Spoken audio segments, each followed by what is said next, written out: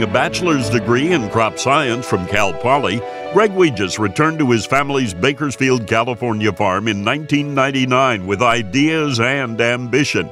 As the fifth generation on the farm, Greg was eager to prove himself worthy of the respect of his family and employees, and he admits that he lived and breathed farming for 6 straight years. His return to the farm coincided with hard times in the cotton and row crop business, and a portion of the farm was sold in order to invest in almond and pistachio trees on the remaining acres. That decision resulted in a 240% increase in gross income and less risk than row crop farming. Greg worked closely with a tomato harvesting manufacturer to produce an 80-inch processing tomato harvester in order to standardize the farm's row cropping patterns. The tomato industry has followed Greg's lead, and now 30% of all tomato acreage is grown on 80-inch beds. Greg's other innovations include a blower system he built that pushes 2 rows of almonds into 1 row at harvest time, cutting harvest time in half. 2 Wilcox eliminators reduce passes over the ground planted to corn, wheat, and milo by 33%. Drip irrigation uses 15% less water and increases yields over the former methods of flood irrigation. And a web-based soil monitoring service helps Greg manage soil moisture using the internet. Greg says that farming has never felt like work because there is always a new problem to solve.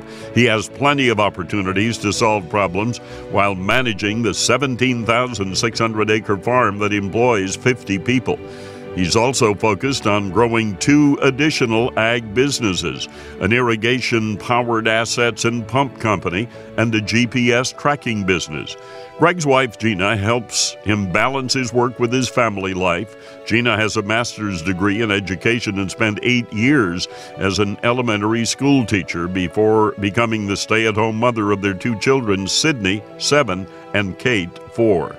Greg is vice president of the County Farm Bureau, a director of the California Tomato Growers Association, and has interviewed Supreme Court Justice Scalia and volunteered in Peru and Ecuador as part of the California Ag Leadership Foundation.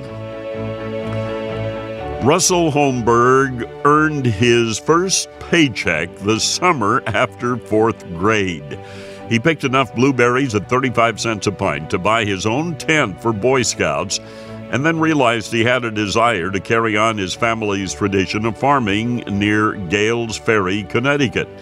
When he returned to Holmberg Orchards with a bachelor's degree in plant science from the University of Connecticut, he discovered his degree was not enough to earn the respect of a crew that had known him since he was a child.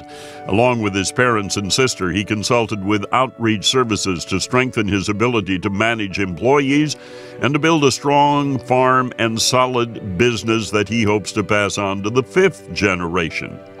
Russell has expanded the farm's greenhouse production in order to triple the amount of plant material grown. He worked with a web developer to produce a pick-your-own newsletter and update the company's website. The modernization resulted in a strong increase in pick-your-own sales volume. Removing unproductive blocks in the orchard and establishing new high-density plantings of vegetables and fruits provided new market opportunities. Russell's interest in winemaking provided yet another avenue for farm income. His peach wine has been a hit with his customers, but pitting peaches by hand was tedious. So Russell solved the problem by making a machine that could process 4 to 5 tons of fruit per day with one person. Russell has also made a homemade hiller and hedger and is developing a feedback-driven air controller for the sprayer. Innovations in equipment have been paired with innovations in environmental stewardship.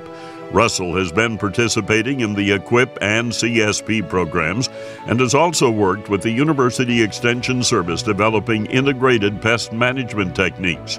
His professional memberships include the Connecticut Pomological Society, Vineyard and Winery Association, Young Growers Alliance, Pennsylvania Vegetable Growers Association, and the International Fruit Tree Association. Frequent speaking engagements allow him to share information with his fellow growers. Russell's wife, Christine, works 70 miles away at Yale. She helps on the farm on weekends and represents the business at marketing events. But Russell considers her most valuable contribution to the farm to be her listening ear and her objective view of the daily workings of the farm. Eric Tiedig was looking for a way to earn money for law school when he asked his mom for a job at her fruit nursery in Miami after graduating from the University of Florida. Instead of a lawyer, he has become the #1 tropical fruit grower in the world. In the past 12 years, Eric has added nearly 250,000 square feet of growing area to Pine Island Nursery and has increased production by 800%. The business exports trees around the globe. Eric developed protocols for the asexual propagation of rare new varieties of trees. He educates the public about unfamiliar products through his website that has had 3 million visitors in 10 years. The nursery's water source is an aquifer only 7 feet below the surface, and it provides drinking water for more than 3 million people. So Eric is vigilant about the nursery's environmental impact. His nursery is located in the most urban county in the state that is also the largest producer of ag products and home to the largest nursery industry in the country. Water conservation efforts include retrofitting high-volume irrigation systems with low-volume microjets, using automated low-volume irrigation systems for greenhouses, and using low-volume drip irrigation for large potted trees. These efforts conserve over 1 million gallons of water annually. 17 of the 50 acres Eric operates are conserved in an upland pine habitat that helps capture the 70 inches of annual rainfall. More than 2,500 pine trees were planted to restore the forest after it was destroyed by Hurricane Andrew. Hurricanes and other natural disasters have caused more than $2 million in losses to the business since Eric began, but he cites his mother's perseverance through similar events in the past as his inspiration to keep on rebuilding. His wife Heather is also a source of support as she helps develop marketing strategies and advertising concepts.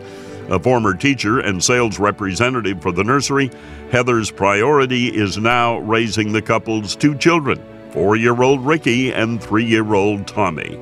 Eric's community involvement includes the Farm Bureau, Rare Fruit Council International, Tropical Fruit Growers, Florida Fruit and Vegetable Association, Fresh from Florida, Nursery Growers and Landscape Association, Bank Advisory Committee, Rotary Club, County Ag Practices Advisory Board, and the University of Florida Tropical Research and Education Center Advisory Committee.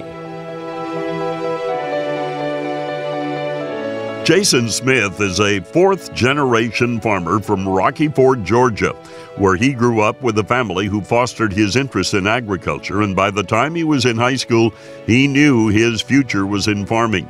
He earned an associate's degree from Abraham Baldwin Agriculture College and began his farming career 10 years ago with 500 acres of rented land. While he grows his own crops, a partnership with his father and mother allows Jason access to labor, equipment, and facilities, making his farm more economical and efficient. Jason has expanded his farm to 1,500 acres despite several years of drought and the volatile markets of a tough economy. Drought years have caused Jason to focus on expanding the irrigation on the farm. 70% is now irrigated, and the consistency in soil moisture, along with the practice of double cropping carrots and wheat, has substantially improved the farm's productivity. Many of the older irrigation systems have been converted to drop sprinklers to conserve water. Access roads, grassy waterways around the fields, wind barriers, terraces, and the utilization of cover crops have all reduced soil erosion. No-till farming practices and a crop rotation involving peanuts, cotton, and corn have also improved soil conditions. The encouragement of his local extension agent and co-op manager have been instrumental in Jason's progressive farming career. He has tried new soil and water conservation practices, new seed varieties, and techniques such as twin-row corn in order to maximize his productivity. Those experiences have also exposed Jason to more leadership roles within the agricultural community. He serves on the board of directors for the local Livestock Association and is president of the Young Farmer Association, both of which promote agriculture within the community. He is also on the board of directors for his local co-op in the Cotton Division. He serves on the Pastor Parish Committee of his church, and he and his wife Callie are involved in the activities of their children, 11-year-old Kaylin, 3-year-old Jay, and 6-month-old Jacob. Callie is a high school teacher, but she is also actively involved in farm activity and manages the market goat operation the family has started to encourage the children's interest in showing livestock. Jason and Callie are hopeful that their children will be the 5th generation of family farmers. Raising livestock in the 4-H program as a child launched the farming career of Bill Fendt of Gilson, Illinois. In high school, his participation in FFA further encouraged his agricultural aspirations, and he purchased a small beef cow herd and rented a farm from his neighbor after graduating from high school. He earned a B.S. in Ag Economics from the University of Illinois and then returned to the family farm to work with his father. Since he rents all his farm ground, Bill has worked to build and maintain relationships with neighbors and landowners. The development of multi-year leases has helped build a business plan that provides more consistency to his operation. Technology has helped Bill improve the farm throughout the past 20 years. The farm's first Ag Leader yield monitor was installed in 1995, and GPS is now used in nearly all the field applications. The continued use of all the data collected by using the GPS systems has been instrumental in making decisions about seed, fertilizer, and chemical application. In the livestock sector of the farm, Bill utilizes artificial insemination to improve genetics and to enhance the quality of his beef herd. Throughout his career, Bill is focused on being a successful farmer. That goal continues with the addition of fostering an appreciation for agriculture in his 3 sons, Blake, 15, Case, 11, and Dane, 7. His wife, Becky, shares that goal, serving as a 4-H club leader and staying active in the Farm Bureau while keeping the farm books and holding a full-time job as a legal assistant. For the past 20 years, Bill has been vice chairman of the Farm Safety for Just Kids chapter. He serves on the Youth Sports League board, coaches the state champion county livestock judging team, and is the director of religious education at his church.